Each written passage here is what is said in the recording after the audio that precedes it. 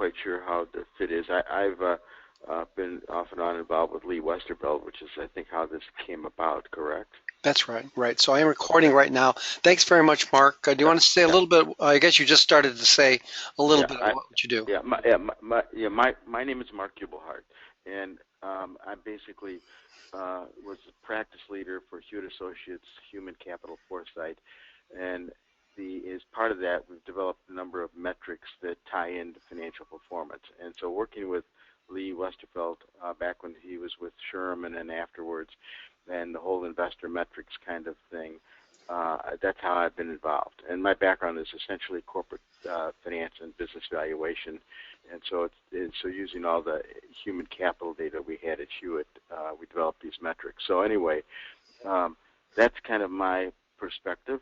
And also I've got an article coming out shortly with a professor at DePaul's Business School on this whole topic. So I think that's, and I'm not sure where it fits in with you, Mike, and all of the kind of standardization that Lee is doing or pursuing. Maybe I don't know, does that help you any? Well, it does only to the extent that I'm working on about 15 international standards, and with Lee, I'm working with him on I met him first doing the healthcare Yeah. administration standard, and then he came along and said, we have this other standard, and it was, SHRM used to be the ANSI Right. tagged, and he had moved it from SHRM onto the University of Texas, where I think he Right. was following it a little more closely. And so I said, yeah, we also had a common interest in trying to manage our labor costs, and in particular, some of our skilled trades. How do we approach skilled trades? Is an ANSI standard Mm-hmm. appropriate for, say, an electrician or a pipe fitter or a carpenter? Mm-hmm. We actually had already successfully completed the creation of, or at least let's see, catalyzed the creation of the Simon Institute, which is now going to start developing custodial practice and labor standards. And I think there might be some metrics. Mm-hmm. I guess the buzzy word now is informatics, so I have to start using that word. In any Uh-huh. case, and so I wanted to be in the conversation, and of course now there's another part of this where Lee has asked the University of Michigan, my boss, to come speak at the Standards Engineering Society. Mm-hmm. So up on the screen right now, I have a statement on the strategic business plan for human resource management.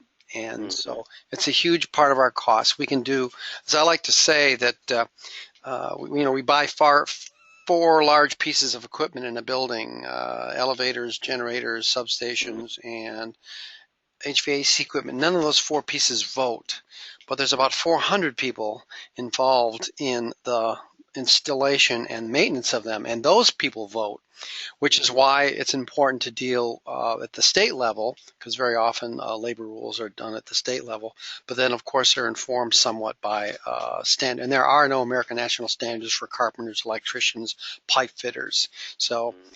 and that's the very difficult and sensitive subject we're approaching here. Mm-hmm. Gotcha.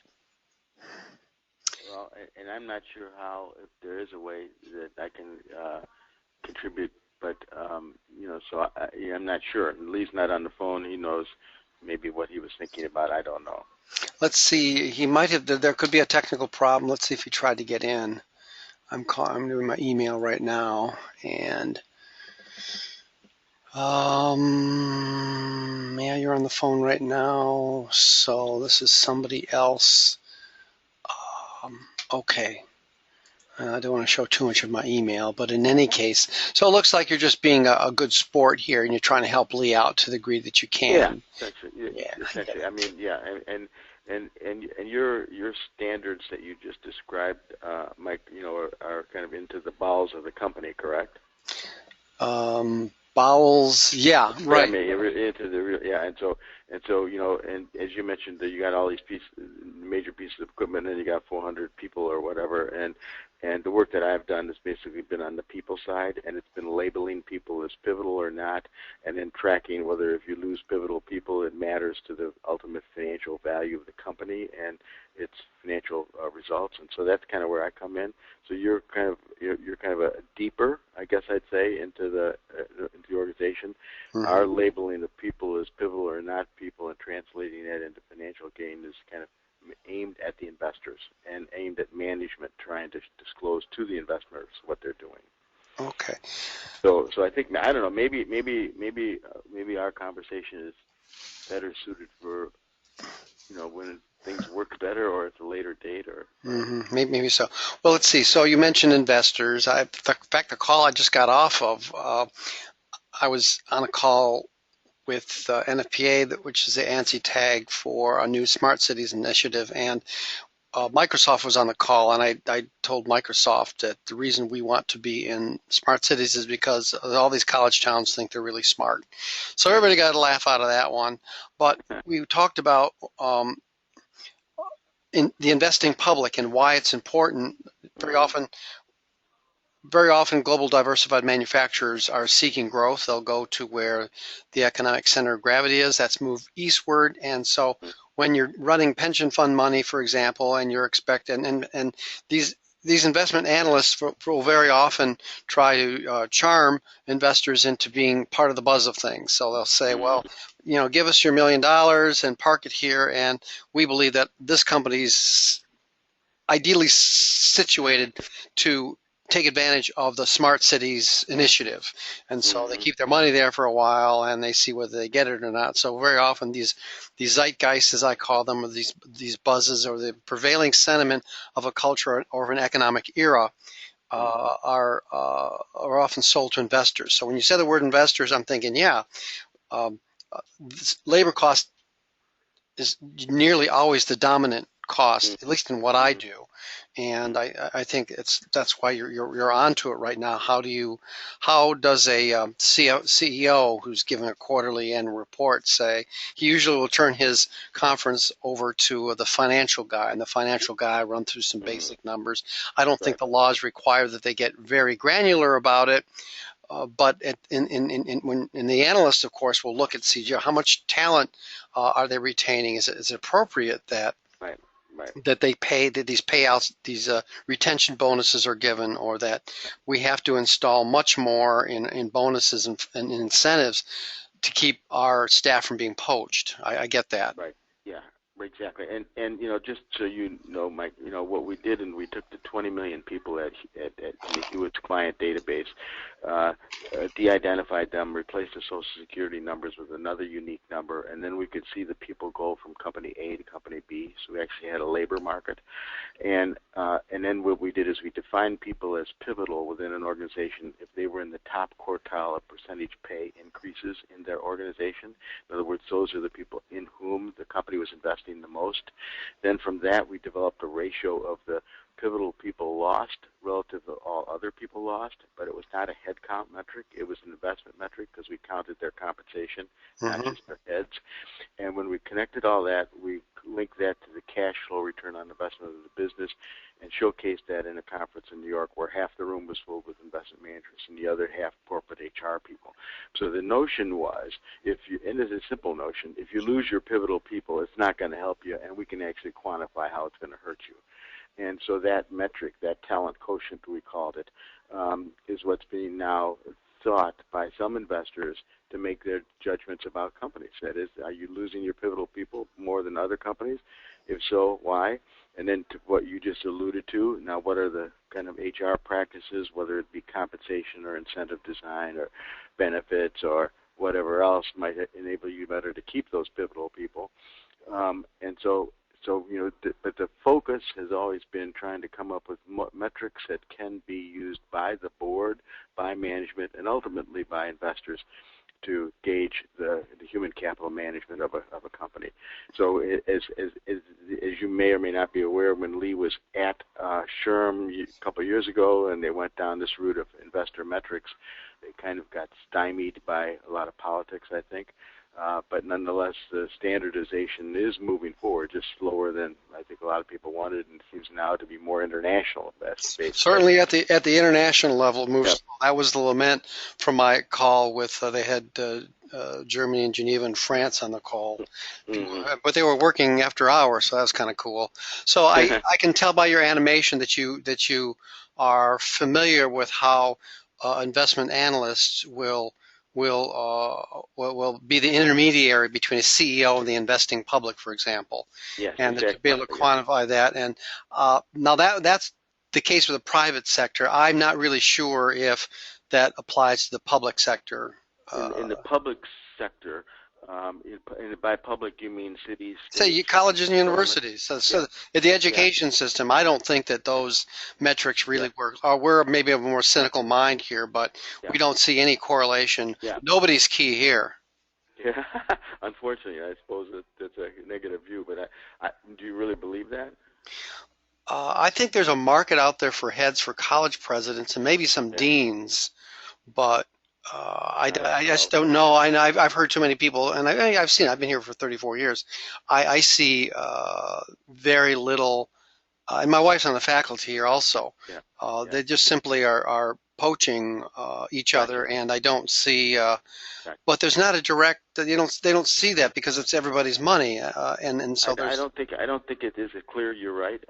Now I am also involved with a company called Merit Research Services, and what they do is they provide for governmental bodies, higher education institutions, hospitals, school districts. Anything where a company might issue bonds to the public. So, the bond holders of these public institutions are also wanting to know about the safety of their bond investment. And, of course, right now the kind of thing in the papers mostly is the deferred pension costs. But there's also this people side of things. And yes, I don't think it's as clear. I don't think I would necessarily give up on the notion that public bodies having better people or losing more of their better people would be something that you wouldn't want to know about if you're a bond investor. And so Merit Research Services, if you want to look them up sometime, provides that kind of information to bondholders for the public bodies. So I think, and I'm going down the route right now with them of taking data that they already have. They already have the best data actually in the U.S. What's the name of the company? Public Merit, MERRITT, Merit Research Services. Okay. So now you bring a good point up. It's that the facility managers here are running assets that are very. Oh, I see. This is interesting. They're running assets. It's typically one of the largest asset by most states. And so, for example, we have about, I think our budget's about $6 billion here. And as a whole, our industry is $300 billion, and that's construction, that's maintenance, right. And so to that extent, I guess there is some. Are you competing for talent? I like to think my boss is one of the greater talents in this industry, and that you want to compete, but I don't know if you have stars. You don't have marquee names like Elon Musk and Bill Gates and no, you don't have CEO. You may not have the CEO stars, but the metrics that were used in the corporate world now weren't ever just focused on the stars. They were focused on top quartile percentage pay progressors, meaning that it's not the CEOs we're talking about. In fact, it went throughout the organization down to the lowest level. But I mean, I still think fundamentally, at least intuitively, even a public entity, if they're losing some of their better people, that's not good. No, it isn't. But the penalty for, say, lost opportunity is not great. In the private sector, if there's an opportunity that a CEO misses, he is punished. Because it's very easy to see his competitors take up that opportunity. We've had some recent experiences here with some of our trade associations. They simply miss an opportunity, and they can do that with impunity because there's no direct linkage. It's not as strong a price or opportunity signal, so to say. Another opportunity will come along. many people believe that, at least in the investing public, that you can lose money, and that's one thing, and it hurts more to lose money than to lose an opportunity because you're assuming that another opportunity will come along. Anyway, we can make those public-private comparisons, and it's a very interesting conversation. But I think for the purpose right now, I think I understand a little bit more about what you're driving at with the standard, and it's a very important tool, I think, in the long run for upper and executive management, at least for our industry. So I guess I see some relevance now that I didn't before. Well, that's nice. I mean, and and I'm learning too what you're after. So I mean, we'll maybe there's room for some future dialogue that will get us somewhere where we're all better off. Okay, good. Well, we're going to be good citizens with ANSI. We will work with you and as best we can. I hope Lee would be on the call. I think he said that he had accepted this, but maybe not. Sidetracked somehow. He may have gotten sidetracked. Okay, good. I did actually talk with him earlier about some other issues, but and I thought he was going to join the call, but he might have gotten sidetracked. Okay, I think, okay. So a lot of that going on these days. I think there might even be a tomorrow. I think I have we're dealing with, I see tomorrow actually 2 to 2:30. Maybe I'll invite you to this one here. We're dealing with, see, so I'm going to put you on the URL Urquhart. How do you spell it, Mark? Oh, my last name is spelled Ubelhart. U like United. U-B as in boy. U-B-E-L-H-A-R-T. Ubelhart. Oh, I just saw you up there. There we go. Global Analytics. I see. Okay, so you're welcome to call into this one. I will get a Michael will send numbers. Yeah. And, okay. And so we'll see. I see. I know you're in a higher education institution, but the work you're doing is not just aimed for that, right? I mean, so you're talking about more global. Well, we believe that large research universities, and again, that's the call I was just on. Very often, college towns have a lot of people who are outward looking. It's very often the tension between town and gown and college towns has to do with you have within the city within a city has citizens, so to say, who are very sensitive to global issues, and but of course the town that hosts them could care less or only enough to keep their jobs. So I hope that helps a little bit.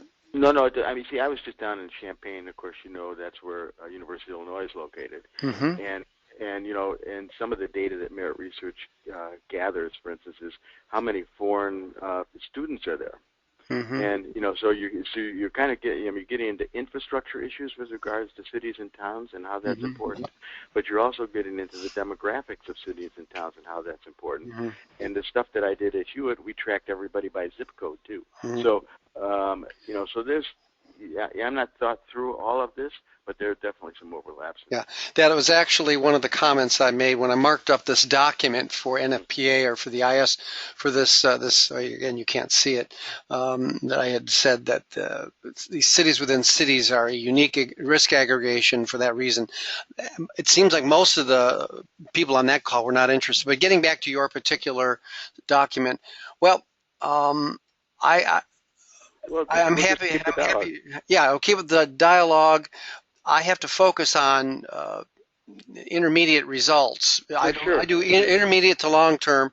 So to the extent that this can help, but I tell you, my immediate was probably dealing with just hard skilled trade labor standards. No, I completely understand, and so I'm not put off at all by that. Certainly, okay. I'm glad you mentioned it, and who knows where this will go. Okay, great. All right, thanks, Mark. Maybe I'll see you tomorrow. Thank you. Say hi. See you, Mike. Bye. Bye-bye.